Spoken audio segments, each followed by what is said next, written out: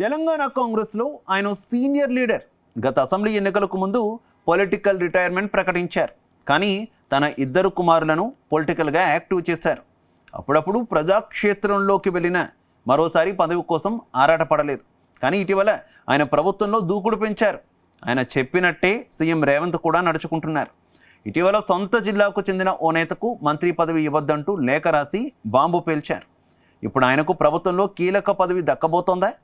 ఆయన సేవలను రేవంత్ రెడ్డి వినియోగించుకోవాలని ఆరాటపడుతున్నారా? ఇంతకీ ఎవరా లీడర్? ఏంటా స్టోరీ?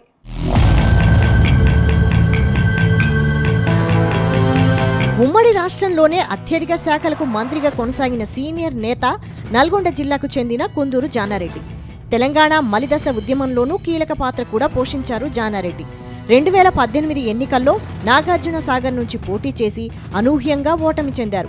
ఆపై సిట్టింగ్ ఎమ్మెల్యే నోముల నరసింహయ్య మరణంతో వచ్చిన ఉప ఎన్నికల్లోనూ ఓటమి చెందారు. దాంతో ఇక ప్రత్యక్ష రాజకీయాలకు దూరంగా ఉండాలని నిర్ణయం తీసుకున్నారు. కానీ తన తనయుడు జైవీర్ రెడ్డికి గత 2023 ఎన్నికల్లో పార్టీ టికెట్ ఇప్పించి గెలిపించుకున్నారు. అంతేకాక తన పెద్ద కుమారుడు రఘువీర్కు సైతం ఎంపీ టికెట్ ఇప్పించి గెలిపించడంతో తన వారసులకు ఏకకాలంలో రాజకీయ అరంగేట్రం చేయించి సక్సెస్ సాధించారు. అయితే రాష్ట్రంలో కాంగ్రెస్ పార్టీ అధికారంలోకి రావడంతో మళ్లీ జానారెడ్డి ప్రభుత్వానికి పార్టీకి పెద్ద దిక్కుగా మారారు. సీఎం రేవంత్తో సహా పార్టీకి పెద్ద ఆయన సలహాలు సూచనల ఆవశ్యకత ఏర్పడింది.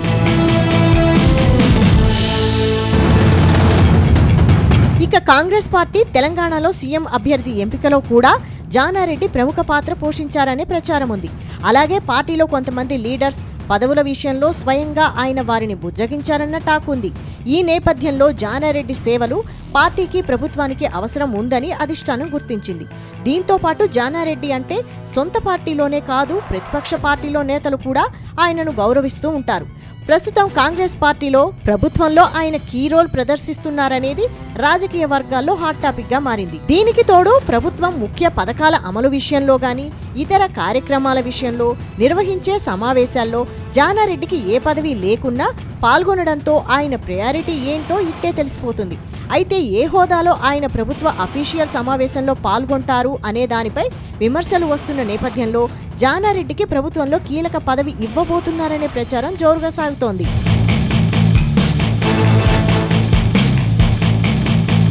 ఇదిలా ఉంటే ఉమ్మడి నల్గొండ జిల్లాలో రెడ్డి సామాజిక వర్గానికి చెందిన కోమటిరెడ్డి వెంకటరెడ్డి, ఉత్తమ్ కుమార్ రెడ్డిలు మంత్రి పదవుల్లో ఉన్నారు.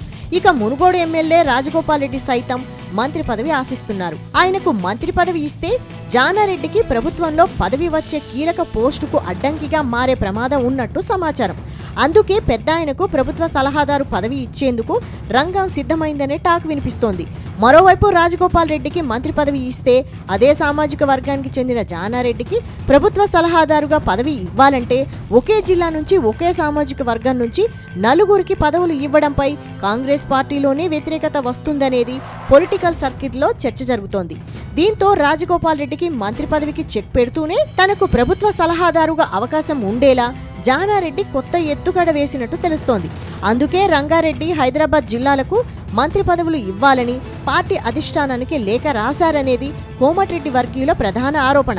జానారెడ్డి రాసిన లేఖతో పార్టీలో పెద్ద దుమారమే లేవడమే గాక మంత్రివర్గ విస్తరణను పక్కన పెట్టేశారన్న చర్చ జరుగుతోంది.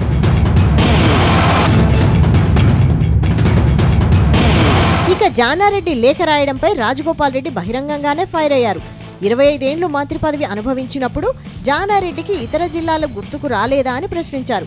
అసలు ధర్మరాజుగా ఉండాల్సిన పెద్ద ఆయన ధృతరాష్ట్రుడిగా వ్యవహరిస్తున్నాడంటూ కూడా రాజగోపాల్ ఘాటు వ్యాఖ్యలు చేశారు.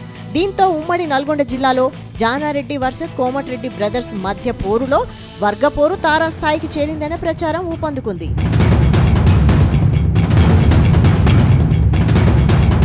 అయితే జానారెడ్డి తన వారసులకు రాజకీయ అరంగేట్రం చేయించిన విషయంలో కూడా కొంతమంది కాంగ్రెస్ నేతలు విమర్శలు చేస్తూనే ఉన్నారు.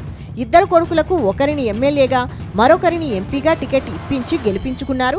అయితే జానారెడ్డి కుటుంబంలో ఇద్దరికి పదవులు ఇచ్చారని, ఇక ఒకే కుటుంబంలో ఇద్దరికి మంత్రి పదవులు ఇస్తే తప్పేంటి అనేది కూడా కాంగ్రెస్ పార్టీ కోమటిరెడ్డి వర్గం విమర్శిస్తోంది. దీనికి తోడు కాంగ్రెస్ ప్రభుత్వ సలహాదారుగా మళ్లీ జానారెడ్డిని నియమిస్తారని ప్రచారం సాగుతున్న నేపథ్యంలో ఒకే కుటుంబంలో ముగ్గురికి పదవులు ఏంటనేది ముందుకు తెస్తున్నారు. కానీ జానారెడ్డి పార్టీ అధిష్టానానికి లేఖ రాయడం వెనక తనకు ప్రభుత్వ సలహాదారు పదవి కోసమేనని చర్చ జరుగుతోంది. ఇప్పుడు కాంగ్రెస్ పార్టీలోనూ అటు ఉమ్మడి నల్గొండ జిల్లాలోనూ ఈ అంశం హాట్ టాపిక్గా మారింది. ఇక రాష్ట్రంలోనే అత్యధిక మెజారిటీతో నల్గొండ ఎంపీగా గెలుపొందిన జానారెడ్డి పెద్ద కుమారుడు రఘువీర్ రెడ్డిని నల్గొండ జిల్లా కేంద్రంలోకి రాకుండా కోమటిరెడ్డి వెంకటరెడ్డి వర్గీయులు అడ్డుకుంటున్నారని ఆరోపణలున్నాయి. దీంతో ఎంపీగా నల్గొండ జిల్లా కేంద్రంలో జరిగే ఏ ఒక్క కార్యక్రమానికి రఘువీర్ రెడ్డి హాజరు కావడం లేదట. దీంతో జానారెడ్డి వర్సెస్ కోమటిరెడ్డి బ్రదర్స్ మధ్య కోర్టువార్తో కాంగ్రెస్ పార్టీలో గందరగోళ పరిస్థితి నెలకొంది.